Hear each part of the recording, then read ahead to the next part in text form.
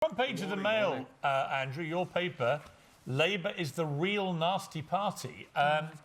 No doubt reading this that there are clearly some disturbing elements on the fringe of this conference right now who are spewing, if you can believe what you read here, and I do, some pretty unpleasant stuff.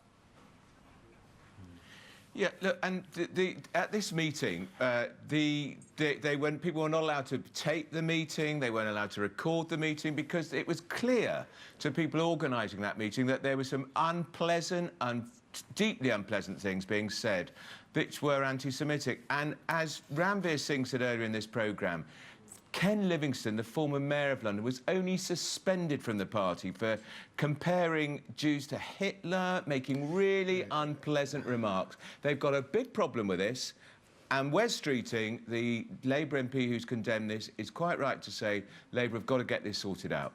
Kevin, they have had an inquiry into this, though, so how come it's still a problem on such a big scale?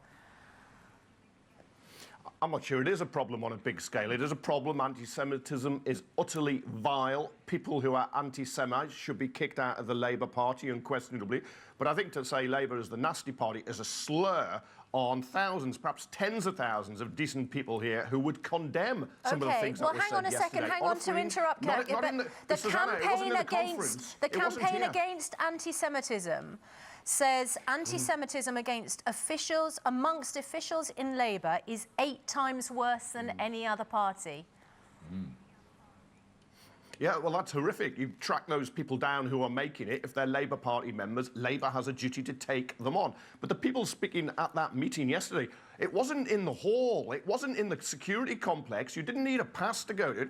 I think the idiot who was saying you should be able to discuss Holocaust denial. Holocaust denial is usually a front for anti-Semitism. But that person, I think, was an Israeli-American. There was a Jewish speaker there who was taking a ridiculous view, in my view, that was absolutely offensive.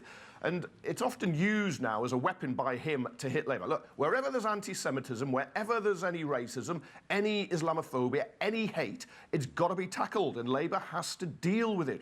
But it is sometimes, I'm afraid it's got to be said, it's used to bash Jeremy Corbyn unfairly. He is probably the most politically correct person I've ever come across who hates all forms of bigotry and prejudice. Well, why, if that's the case, you see, if that's the case, why is Ken Livingstone still in the Labour Party? I'll tell you why. He's just been suspended because he's Corbyn's great mate. Corbyn can't bring himself to kick him out, and he has made anti-Semitic remarks for sure. But he's still not kicked out of the Labour Party. Right, you say Ken Livingstone made anti-Semitic remarks. There was an inquiry. He brought a battery of lawyers to argue he wasn't anti-Semitic, and he was stupid, Ken Livingstone, and what he said, saying Hitler was a Zionist. It's an absolutely bit of cod history that I don't think you can sustain. I think Jeremy Corbyn would have quite liked him expelled, but they couldn't expel him because they couldn't pin the charge on him. But when you Kevin, when you just kick him out. When you have the chairman of the Parliamentary Labour Party, the chairman, John Cryer, saying he'd seen saying he'd seen tweets from party members which made his hair stand on end and were redolent of the 1930s, i.e. Nazi Germany.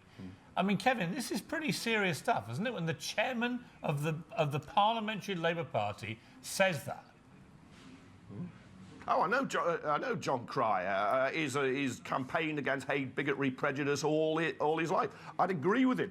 If you've got party members who are coming out with this poison, spewing this out, you have to deal with them. But they are not reflective of a wider Labour Party. That is what I would question. But where it is, you can't ignore it. You can't ignore anti-Semitism, just as you can't ignore any other form of hate. You have to tackle it. And it's tainting Labour.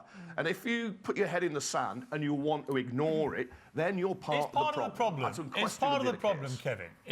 You touched on it earlier. That Jeremy Corbyn's so PC that he kind of wants everyone to have the right to air their views. And here's where the problem comes in. The Holocaust Educational Trust suggested that in the 2 years since Mr Corbyn was elected, there was a fertile ground, their words, for people to express such views. In other words, if you're so PC, you basically talk yourself into a situation where you allow everyone to have the right to free speech, even when it's Holocaust denial. Holocaust Educational Trust, a fantastic organisation. I've been to Auschwitz with them. They try to take 2 children from every school so we don't forget that horror of what happened, that crime against humanity in Europe. But the problem is around, I think, what can you discuss and what is anti-Semitic? And Labour's got to grapple with that, and you can't allow so-called free speech to be exploited by people who are pushing anti-Semitism. It's something Labour's got to tackle. Do you know, it's shameful, actually, that we're even having this conversation. This is a party that is very close to government. He keeps saying that Jeremy Corbyn's very politically correct, very non-racist, and this is going on in a party that claims to be so equal for everybody. It's shameful, I think, that this is a problem, and it's been going on and on and on for years.